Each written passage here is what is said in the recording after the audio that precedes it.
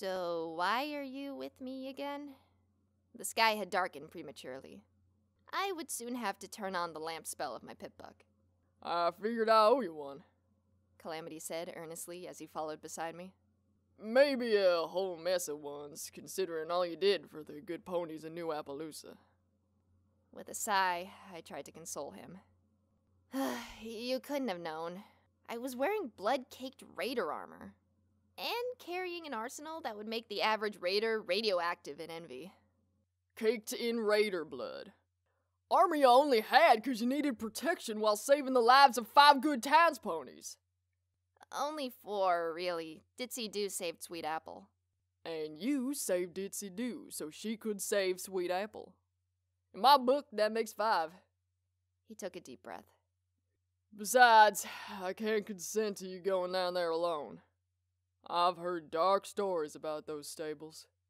Bad things happen down in too many of them. I came from a stable. Hell, every pony came from some pony who came from a stable, right? I can see why an empty one would be an inviting nesting ground, but it's not like the stables are cursed or sinister. Calamity mulled that over. I suppose you're right about that. All except the few like Ditsy-Doo who somehow survived the apocalypse on the surface, or are descended from folk who did. I halted my trot so abruptly I nearly fell over. My surviving canteen, refilled, swung out and back, smacking me in the chest. Ditsy-Doo survived the war? She's that old? Yep. Ghoul ponies don't age like normal pony folk do. The idea of a pony who had actually been around way back then, who knew what actually happened, blew my mind away. What's her story? Calamity snorted a laugh. So long I couldn't even guess at most of it. I do know she was flying outside Cloudsdale when that first mega spell hit. She was caught at the very edge of the magical energies that wiped the entire city out of existence. Been a ghoul ever since. I nodded, continuing on in solemn silence. The image of an entire city in the clouds filled with Pegasus ponies playing out in my head. There 1 minute, and then just nothing. The clouds above started to leak. It was like being in a shower back in Stable 2. Only the shower was everywhere, and it didn't stop. If I hadn't been cleaned by Candy the day before, I would have welcomed it, despite the cold of the water. Now, soaked to the bone, I just found it miserable. The sky had turned so dark I had to turn on my Pip-Buck's lamp spell to see ahead of me. In theory, it was still daylight, but that was hard to believe. A ferocious wind had picked up out of nowhere and was whipping the rain at us like a weapon. "What's going on?" I cried out to Calamity above the storm. It's a thunderstorm, and a mighty big one. We best be finding some shelter, 'cause it's just getting started. "Thunderstorm!" I hollered back as a patch of clouds lit up briefly, but brilliantly. "What's thunder?" Kaboom! The sky exploded. It was like the sound of a gunshot, if the gun was wielded by Celestia herself and was made out of pure awesome. I actually tried hiding under Calamity. Get a hold of yourself there! Timidly and a little bashfully, I backed up and got to my hooves. Another flash illuminated the whole countryside in stark white and shadow. Gone before I realized it had happened. Another mighty boom tore at the sky, following close behind the flash. Calamity had to put his 4 hooves on me to stop me from trying again. If y'all are that scared of the thunder, wait till you actually see the lightning. He chuckled. Now let's get to moving so we can find some shelter. Each flash of light in the clouds was followed by a terrifying crack or a mighty boom. A little later, I did indeed see the lightning. I'd been envisioning lightning bolts like those blasts of electricity the brain bots had been shooting at me. This was nothing like that. This was a white tear through the sky, like the universe itself had been slashed open. It lasted an eye blink, but I still saw its afterimage floating in front of my face for several minutes later. I also saw some pony, or I thought I did, in the far distance on a hilltop briefly illuminated by the lightning. I couldn't tell if it was a unicorn or a Pegasus. At first I thought it was both, but the vision was gone before I could be sure I had seen anything at all. We galloped, the ground beneath us increasingly muddy and treacherous, until we were forced to stop by a raging, frothy river. The muddy, rushing water was tearing away at the banks on each side. I could see the black shapes of uprooted dead trees as they were carried away. Just beyond the other side rose a cliff face. Water was pouring down the cracks of the cliff in 100 rivulets, each feeding into the river at the bottom. Across from us, just a little way up the cliff, was the dark mouth of a cave, the path up to it already washed away. I stood there staring helplessly, trying to figure out how we were going to get across. Then I felt myself being lifted into the air as Calamity flew us over the river and set me down in the mouth of the cave, feeling stupid. I stepped further in, shining the light of my pip-buck into the cave. The path continued up about a yard, then took a steep decline with frightfully old metal stairs, rusted nearly black, leading to a concrete landing. Once at the landing, the rough walls were replaced by stonework. At the end, a very familiar-looking steel door hung open on its hinge arm. The number 24 was emblazoned on the center of the door. Beyond lay a rusted, ruined doppelganger of the place I had once believed would forever be my home. Calamity rushed past me. Don't just stand there gawking! Help me get this door shut before that darn river spills its bags completely and floods this hole! He was trying to push the door physically. I looked down, noticing for the first time that the floor of the cave was already a puddle, 2 inches deep and growing. Moved to action, I rushed to the controls. I paused long enough to check the bolting mechanism, which was actually entirely missing, and making sure I'd be able to open it again. Satisfied I could, I tried to push up the lever. It didn't want to go. Focusing, my horn glowing brightly, I added my telekinetic strength to that of my hooves. With a loud grinding sound, the lever moved.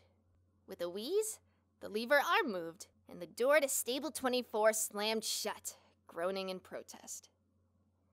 You realize we just shut ourselves into the evil, scary stable of spookiness, right?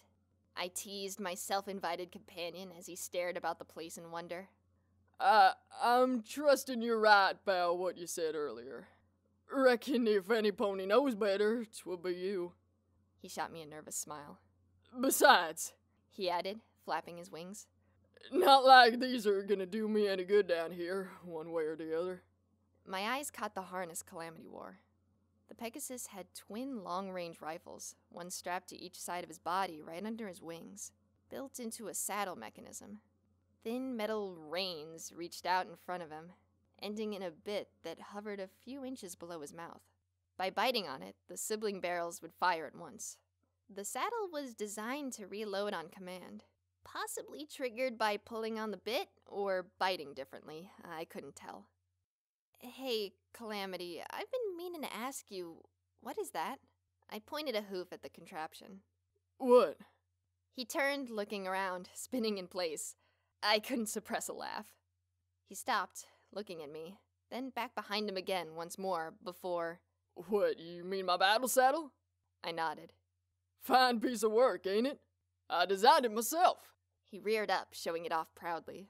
Then, at my expression, asked, You mean to tell me you ain't never seen a battle saddle before? I shook my head. Well, ain't that a thing? He strutted about. There's basically 2 types of firearms, loosely speaking. There's the small ones that a pony can stick in his mouth or levitate round if he's a unicorn.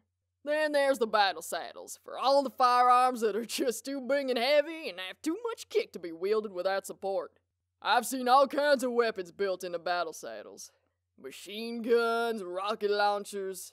Rocket launchers? My tail drooped and ears fell back at the thought. Yup. Even magical energy weapons. He paused.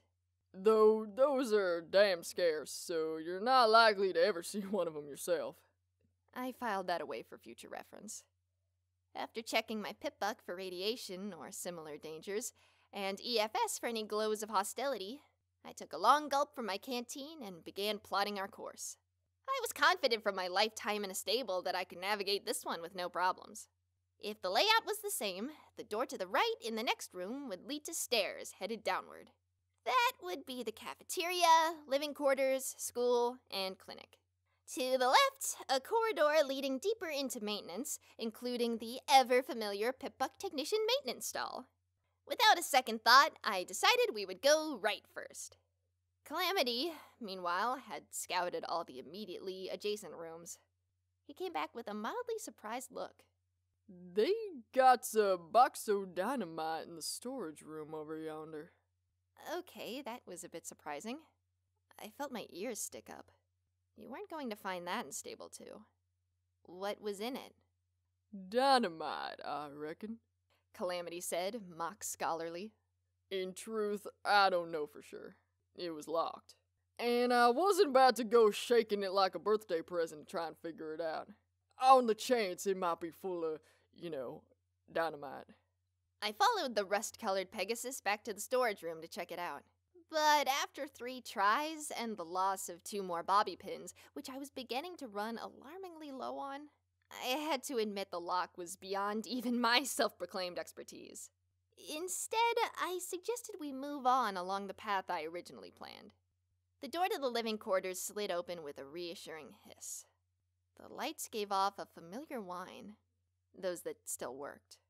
Already, Stable 24 was making me horribly homesick. Worse, the dull ache in my heart mixed with disconcerting sense of wrongness. Seeing this place in rust and ruins was unpleasant in a way that I couldn't describe. It was like walking through my own personalized version of the post-apocalypse. I was finding doors that wouldn't open. The floor was strewn with tin cans and litter. The generators, uncared for, were making an odd, rhythmic churring. And from deeper within came chugging, banging, and hissing sounds that had no place in a stable at all. This was a demoralizing, eerie, spook house version of Stable 2. I turned back to look at Calamity and caught him picking bottle caps up off the floor. I bit my lip, bracing against a wave of emotion that shrieked he was desecrating the place. Looting and scavenging was survival out in the equestrian wasteland, and logically, that applied to in here too. But even more than stripping goods off fresh corpses, this felt like grave robbing. Unholy. My feelings scattered as, overhead, a burst of thunder hit so close to the cave that we could hear it inside the stable. My heart thumped in my chest. What the hell? I stammered, waving my 4 hooves to indicate the sky outside. I told you. Thunderstorm. That isn't like any storm I've read about in my textbooks, I countered. Calamity looked at me with a softly mocking expression. Weather ain't like it used to be. The sun and moon ain't guided through the sky by ponies anymore. We Pegasus. The goddesses Celestia and Luna move the sun and the moon through the sky each and every day! I shot back, scandalized. How could he even say that? That was like blasphemy! Oh, yeah. He rolled his eyes at me. Rolled his eyes! From their place in pony heaven. Right. I bristled. He stared quietly until I gave in, motioning for him to continue. As I was saying, we Pegasus aren't around scheduling the weather, neither. Equestria's weather's gone wild. I felt a chill down my mane. Through the metal walls and the mountain, we felt the percussion of the storm. I had begun to wonder how over-engineered Stable 2 must have been for me never to have heard storms like these. Obviously, it was designed to stay closed longer, which I was figuring probably accounted for other architectural differences I had started to notice. Huh, I thought aloud. There's only one section of bathrooms. At least, only one in the living quarters section of the stable. Back in Stable 2, there were 2. One for mares, one for stallions. The floor outside was wet, and I could hear a roar gurgling, splashing sounds from behind the bathroom door. Also, unlike Stable 2, Stable 24 was connected to the aquifer.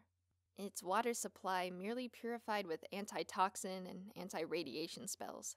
With the downpour outside, every sink and toilet was backing up.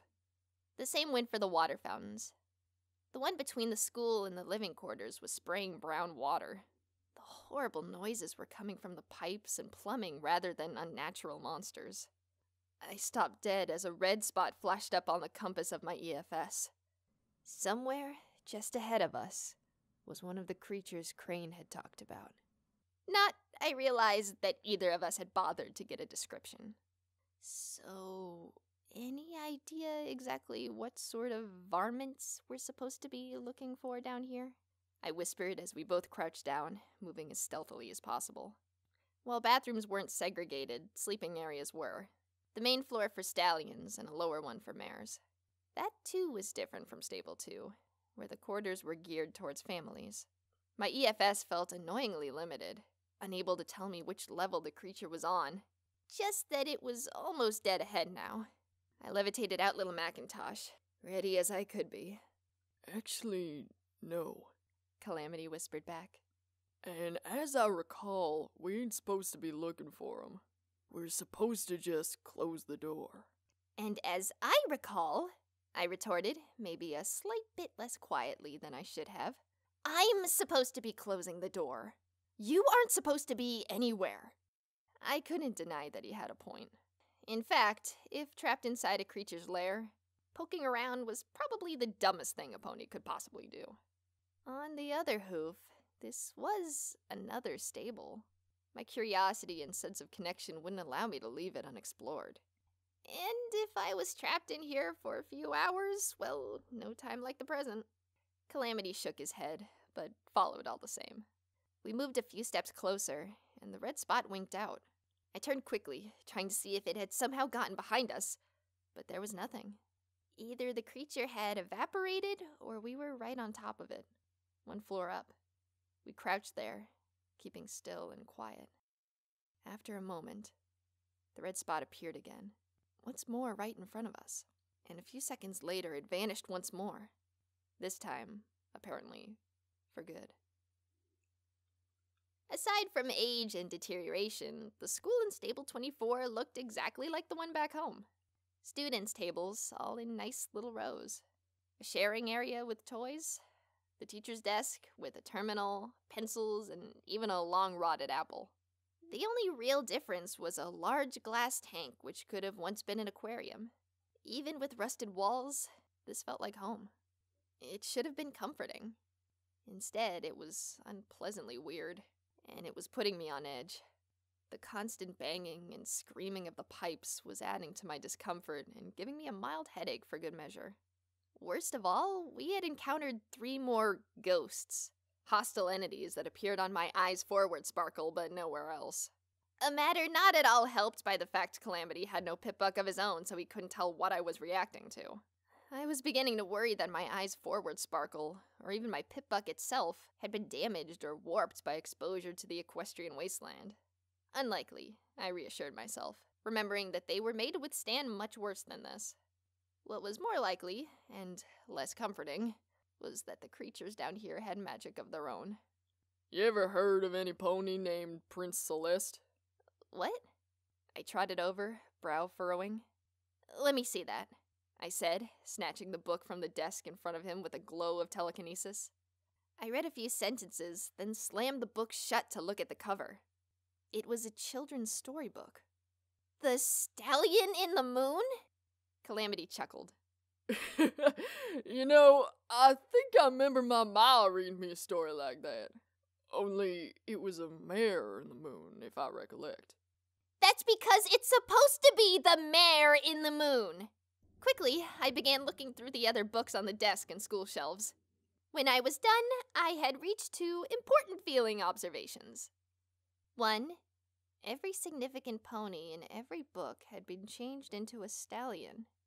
Well, I suspect some of them were stallions to begin with. 2, I continued undaunted, even though my voice sounded strained even to my own ears. Not one story or textbook has anything but the vaguest references to the history or governance of Equestria. Not that Stable 2's library was stellar in that regard. The most recent history in any of our textbook was over a generation old. But this here wasn't a lack of material. This was a deliberate alteration of facts and context. in the portion of the stable dedicated to education. It was... You know, you're gonna burst something if you don't calm down a touch. I tossed the book I was holding into the corner with malice. I was about to trot out, indignation wrapped about me like a cloak, when I remembered the terminal sitting on the teacher's desk. The screen was giving off a soft glow.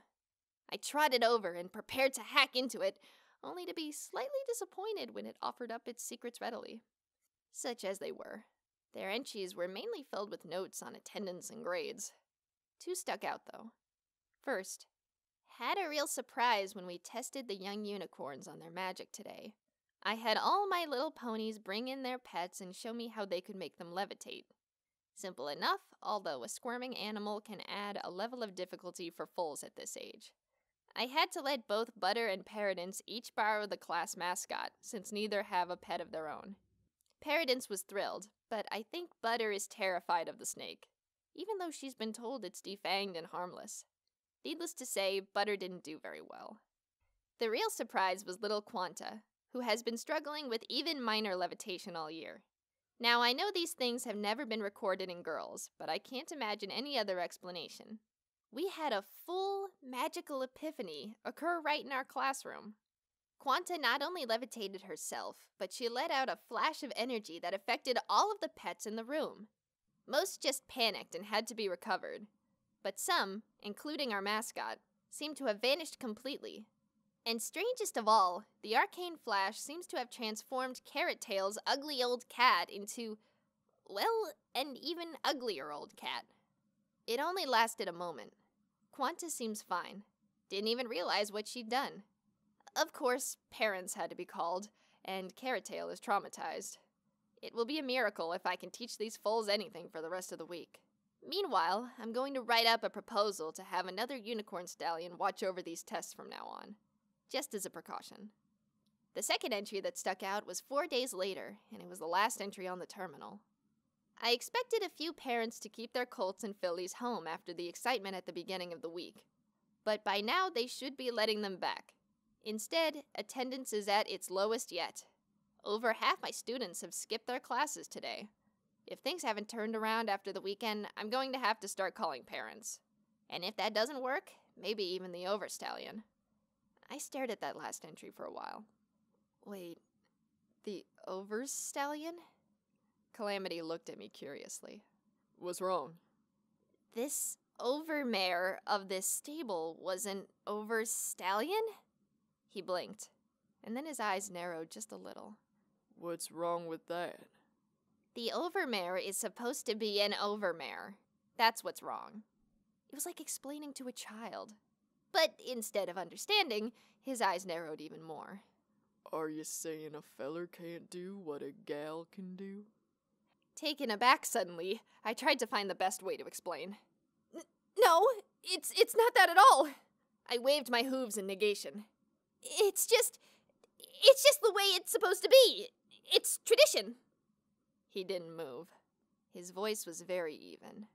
You saying that even if there was a feller who was better at leading a stable than any other pony, stallion or mare, and had the cutie mark to show for it and everything, that he wouldn't be allowed to on account he was a buck? I gulped, taking a step back. Damn it, but I was right. Yet there was nothing I could say to explain that I was right without digging myself deeper. So instead, I just clammed up and said nothing. Calamity turned and walked out of the classroom. This time, I followed him. Okay, now I do feel a bit embarrassed. In front of us was another door to maintenance. To our right, the cafeteria. To our left, a maintenance storeroom. In the storeroom, a glowing terminal, several shelves of supplies, and a poster on the wall of a mighty stallion standing brave and tall, facing danger head-on, ready and able, while 3 mares crouched down at his hind hooves, frightened but looking up to him for salvation, adoration evident in their eyes. Calamity felt embarrassed. I felt something creeping more towards anger. It wasn't that this turn should have taken us towards the atrium. I could forgive a severe divergence in stable design, although it did irk me. It wasn't the heroic stallion or the simpering mares. There's a desire to be special and to be admired for your accomplishments that the poster played to, which I fully understood. It wasn't even that this was the 5th poster we'd come across, and all of them catered to the same gender bias. It was that the stallion in the picture was valiantly holding a wrench in his teeth. And the unspeakable horror that had the girl ponies all cringing like frightened bunnies was apparently a leaky sink. Carefully, so as to not step on another social mine. Do you see why I'm upset? This isn't like, give it to the best pony who cares about tradition. This is... Yep. This is manipulation. All of these posters been here since before ponies trotted up into the stable to avoid the apocalypse. He turned and fixed me with a look.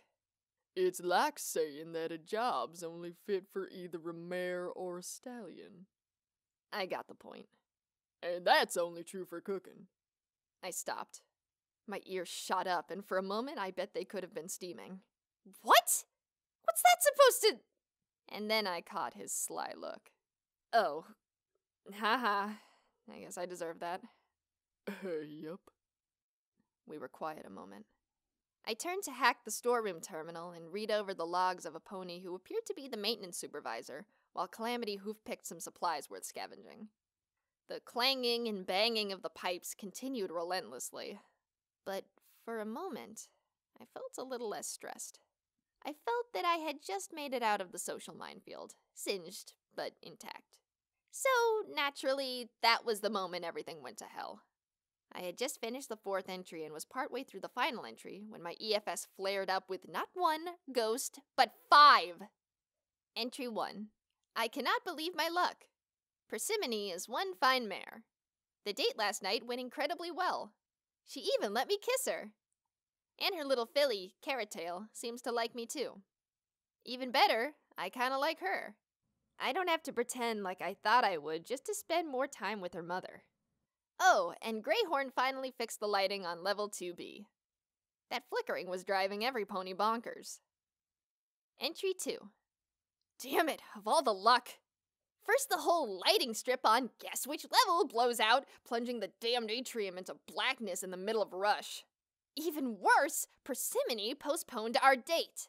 Some unicorn filly did something wonky to Carrot Tail's pet, and Persimmone has been with her all day trying to keep the little cunt from drowning in her own tears. I take it back. I hate children. Entry 3. Got called to the Overstallion's office today. Big emergency that required my special talents. Any guesses? He locked himself out again. Again! This is the 3rd time this week. Fortunately, any pony with half a lick of sense could get that thing open. Weakest damn lock I've ever seen. Still, just in case Greyhorn ever has to do it, I've left a handful of bobby pins and a copy of Today's Locksmith in the maintenance locker room safe. I've even highlighted the most useful bits for him. So as long as he doesn't forget the password, even he shouldn't have a problem. And I made the password his name, so... oh hell, he'll still probably forget it. Meanwhile, my love life's taken a turn for the worse. Persimmone's filly is apparently in the clinic. I hear the cat attacked her. They'll probably have to put it down. Entry 4. Where the hell is Greyhorn? Idiot missed his whole damn shift today. Called up to his room, but no answer. God damn it, I've got to do everything around here myself. Oh, I replaced the entire lighting assembly up on level 2B, and guess what? We're still having problems. I swear to God, the ponies who built this whole place must have been cutting corners. Probably cheated stable tech out of fat loads of money. I hope their asses melted when the mega spells hit. Entry 5. Still no Greyhorn. Talked with some others and they haven't seen him either. Suggested I check medical. Would be just like him to find some way to fall and impale himself on his own horn. Damn it, there's that scratching sound again.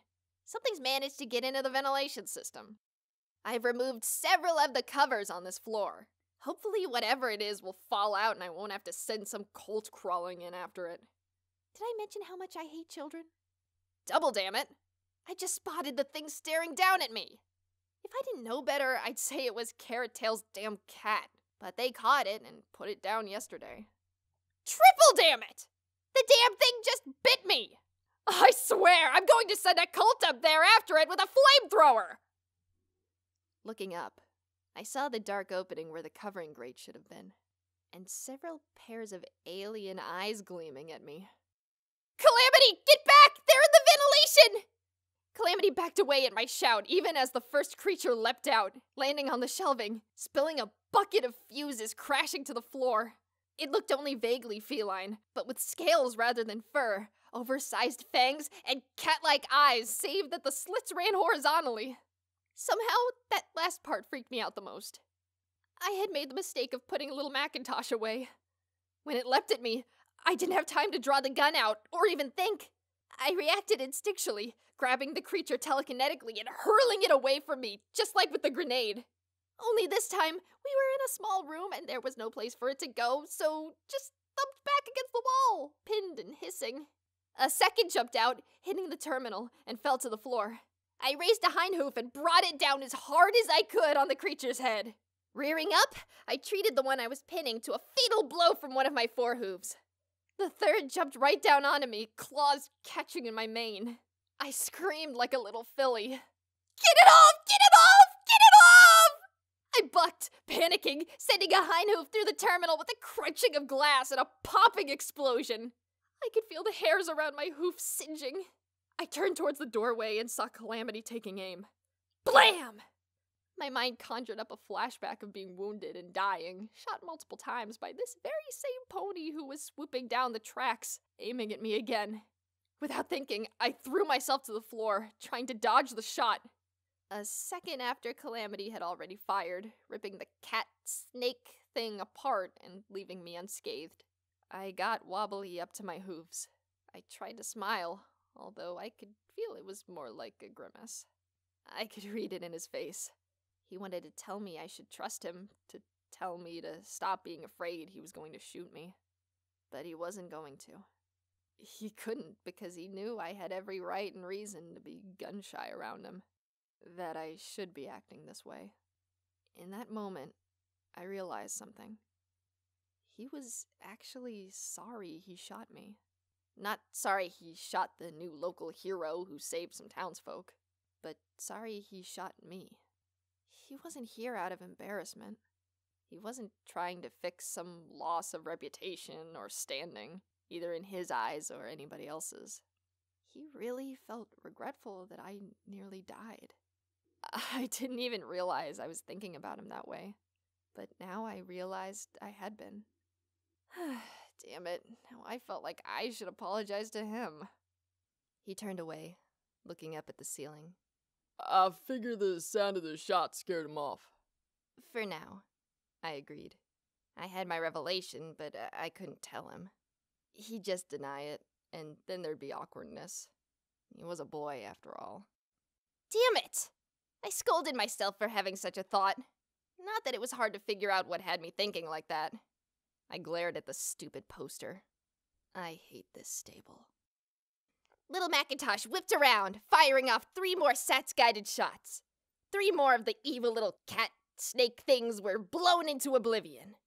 They were easy to kill, which hardly made up for being so small, fast, and agile. And extremely aggressive. Several more tried to jump onto Calamity, finding purchase with their claws. He bucked, throwing back his wings, sending them flying, and butt-kicked one of the fallen into a reddish paste. How many of these little monster you reckon we got? I fired at one of the creatures Calamity had thrown, missing.